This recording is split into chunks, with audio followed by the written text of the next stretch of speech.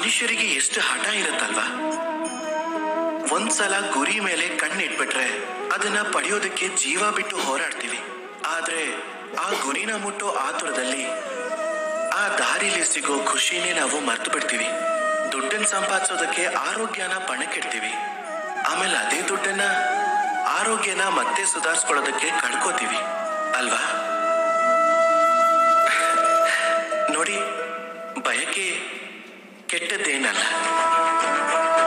ಆದ್ರೆ ಬಯಕೆನ ಪೂರ್ತಿ ಮಾಡ್ಕೊಳ್ಳೋ ಬಯಕೆಯಲ್ಲಿ ಆ ದಾರಿಲಿ ಸಿಗೋ ಆನಂದನ ಮರೆಯೋದು ಅಂದ್ರೆ ಅದು ಮೂರ್ಖತನ. ಕೆಲವು ಸಲ ಪೂರ್ತಿ ಪಡ್ಕೋಬೇಕು ಅನ್ನೋ ಆತುರದಲ್ಲಿ ಮನುಷ್ಯ ಎಲ್ಲವನ್ನೂ ಕಳ್ಕೊಂಡ್ಬಿಡ್ತಾನೆ. ಅರ್ಧ ಚಂದ್ರ ಎಷ್ಟು ಸುಂದರವಾಗಿರ್ತಾನೆ ಅನ್ನೋದನ್ನ ಮರ್ತೇ ಹೋಗ್ಬಿಡ್ತಾನೆ. ಏನಿಲ್ವೋ ಅದನ್ನ ಪಡ್ಕೊಳ್ಳೋ ಪ್ರಯತ್ನ ನೀವು ಖಂಡಿತ ಮಾಡಿ. ಆದ್ರೆ ಏನಿದೆಯೋ ಅದ್ರ ಬಗ್ಗೆ ಸಂಪೂರ್ಣ ಖುಷಿ ಪಡೋದನ್ನ ತಪ್ಪಿಸ್ಕೋಬೇಡಿ.